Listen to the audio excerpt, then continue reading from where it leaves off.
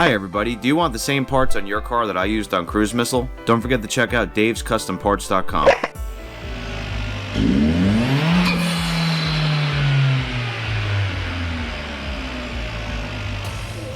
Okay, I'm just jumping into this video today. What I'm in the middle of doing is actually making sure that the flange for the catalytic converter matches the brand new turbo. I'm making sure I have my gaskets, the other ones over there. I'm also going to make sure the studs on the engine don't have any damage, like if they're rusted or something like that.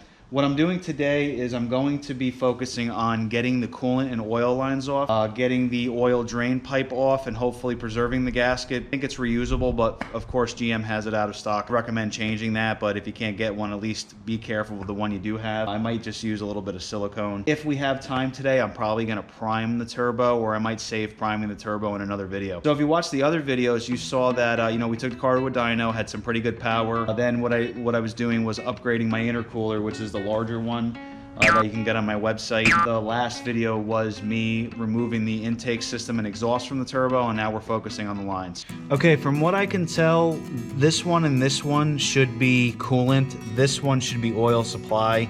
And then underneath we have two roughly 10mm bolts that mounts the oil drain, and then that line goes down to the engine block right there where the oil comes out of the turbo and drains out into the oil pan. So what I'm gonna do is set you up. I'm probably gonna get the car up in the air. I have a big catch basin for antifreeze stuff. I'm not gonna drain the whole cooling system. I'm just gonna let it leak out of here so it drains whatever it needs. There's no point in draining gallons of antifreeze if like literally a half a gallon might come out of here. So that's what I'm gonna do. It's actually really handy to have one of these in the shop, especially since it has a big surface area. So if you have antifreeze that you're draining here and it decides to leak a little further away, you can catch it still. I'm gonna take the banjo bolts off the turbo and hopefully I can catch everything in this.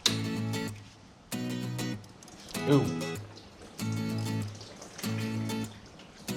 It's doing exactly what I thought it would. So I'm draining it and it's pretty much getting everywhere, but it's all getting caught inside here. So that's why I use this.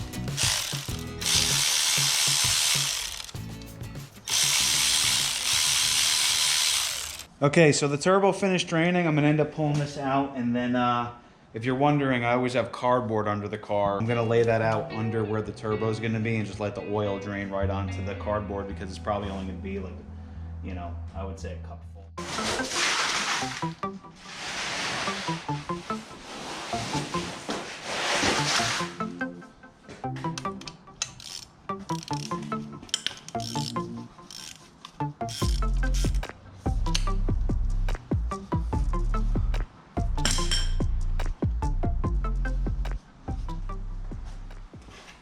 Yeah, as you can see, literally a few drops came out. The other thing I need to do is I have to pull the bolts.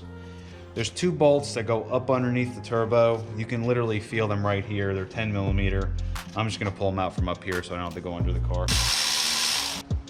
All right, so here's one of the bolts. They're pretty easy to get to even up here.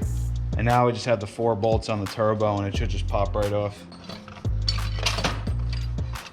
Okay, so here's the situation. Turbo's off, oil drain gasket. I'm gonna just reuse it because I couldn't get one. I'm gonna put a tiny bit of silicone on there.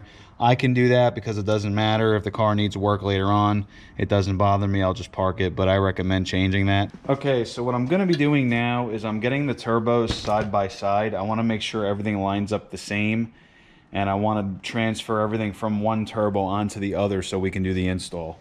Hey, sorry guys, it's actually a couple days later. I ended up having some personal stuff I had to deal with, and then it was pouring for like a day and a half. So I decided to wait until today, and it's just really nice out. So the crazy thing is, it was like, I don't know, 40 degrees out when I started this project, and today it's almost 80. So definitely weird with the temperature this week, but I'm gonna set you back up and then we're gonna finish this. Man, look at the difference. Look at the difference. Like, this almost looks like it's the size of my thumb. Look at the diameter difference on the intake on the turbo. You can see where they machine out the center. How cool is that?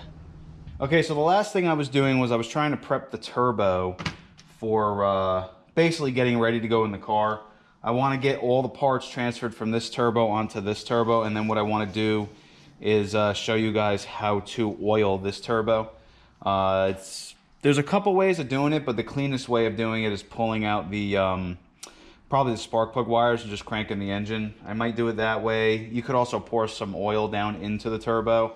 I might do all of it. I don't know just yet, but for right now, let's just transfer everything over.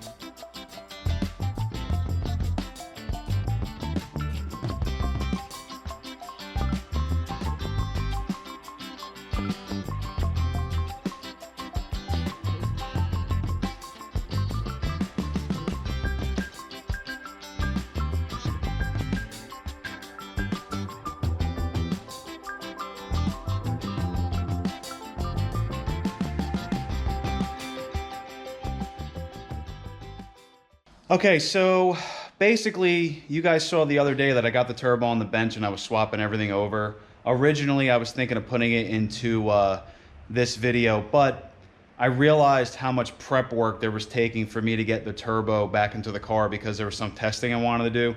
What I'm going to do is take all that footage and put it into the next video. I'm going to prep the turbo for install. I'm going to prep the wastegate. I'm going to test the wastegate and show you guys how to do some basically testing with pressures to see what it takes to get the wastegate actuator to open, and then we're going to get it in the car, prime it, and then get the car on the road in the next video.